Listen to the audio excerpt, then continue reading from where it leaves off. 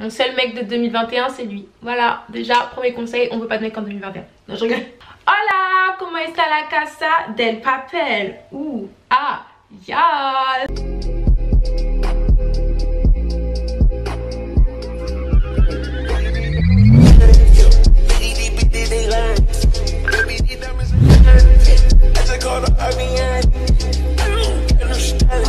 Ciao. Anyway, salut tout le monde, je vous retrouve aujourd'hui pour une nouvelle vidéo, la première vidéo 2021. Passage, bonne année, bonne santé, j'espère que vous allez bien, que la famille va bien, le chien va bien, que la grand-mère va bien, que le hamster va bien, toute la famille va bien. Une vidéo très bien pour commencer l'année, je trouve, vraiment très bien. Comment être productif et faire de 2021 son année. On a tous besoin, 2020 c'était pour nous tous une année merdique, une année catastrophique. Si je dois résumer mon année 2020, il y a eu ça de négatif et ça de positif. Je vais vous donner des petits conseils, des petits tips à appliquer tous les jours ou sur le long terme. Ils ont tous été validés par la street, je les ai pratiquement tous faits et on va commencer la vidéo.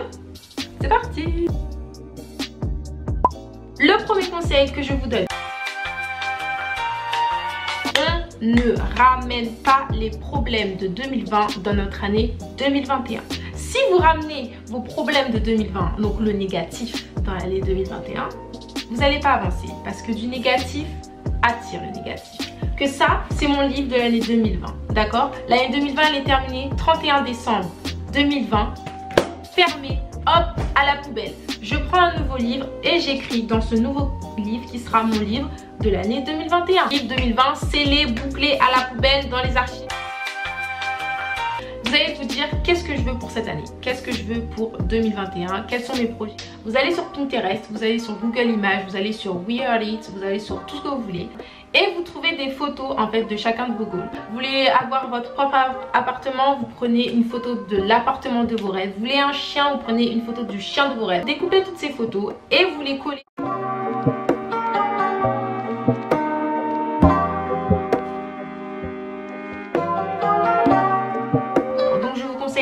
Vraiment de faire un vision board, c'est efficace. Franchement, 99% de chances que ça réussisse. Qu'est-ce que c'est que la Miracle Morning Routine?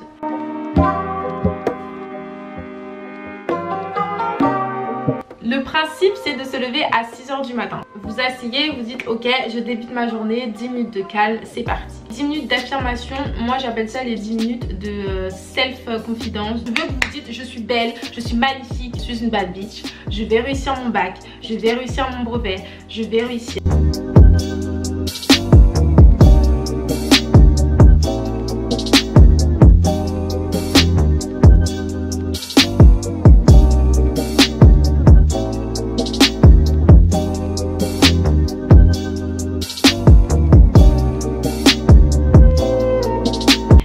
Après avoir fait ça, vous allez être en mode je suis prête à affronter ma journée. Super important, les to-do list, votre meilleur ami. Faire des to-do list la veille pour le lendemain. Demain quand je vais me lever, je vais pas être en mode bon, qu'est-ce que je dois faire aujourd'hui? Et perdre du temps et du coup ne pas avoir le temps de faire les choses correctement et de les faire dans les temps. Et en plus quand vous cochez là la petite case pour dire c'est fait, moi j'adore. Range ta chambre.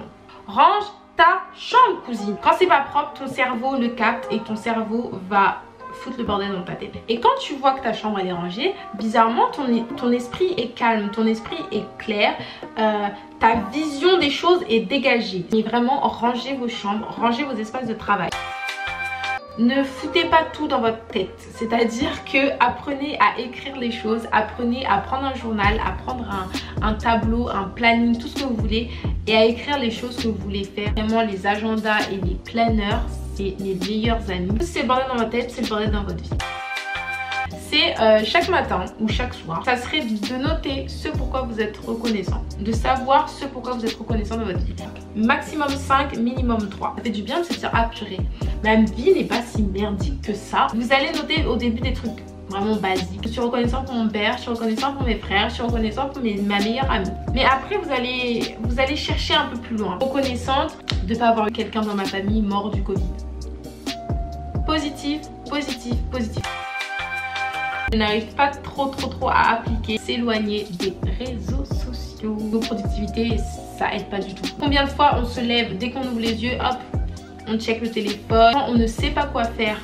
Vous savez, on fait ça là, on déverrouille le téléphone, on check tous les réseaux sociaux, on verrouille et genre littéralement 2 minutes plus tard, on réouvre et on recheck en mode il s'est passé quelque chose en 2 minutes. Donc niveau perte de temps, c'est un truc de ouf. Niveau productivité, mais en fait on fait rien de productif parce qu'on est scotché à notre téléphone.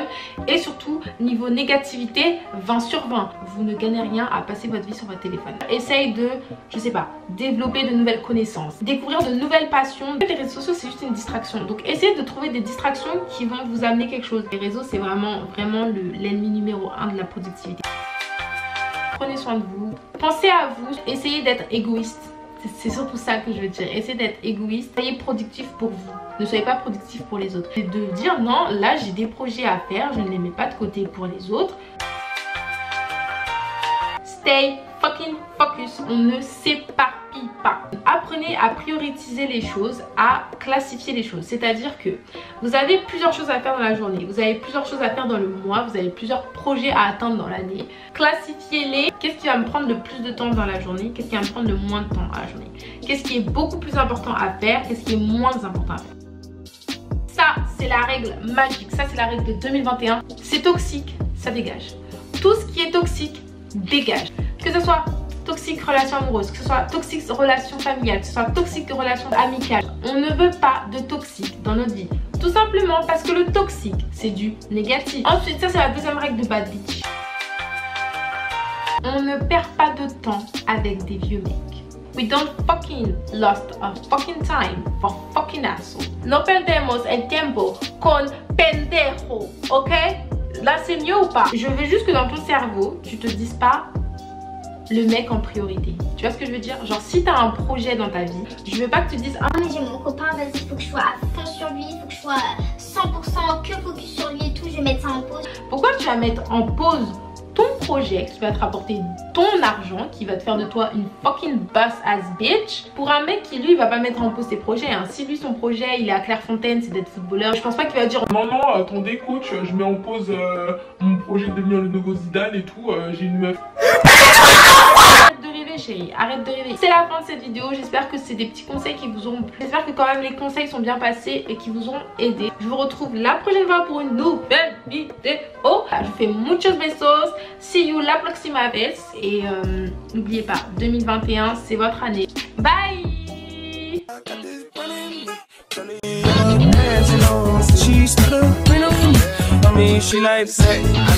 Cut the tape.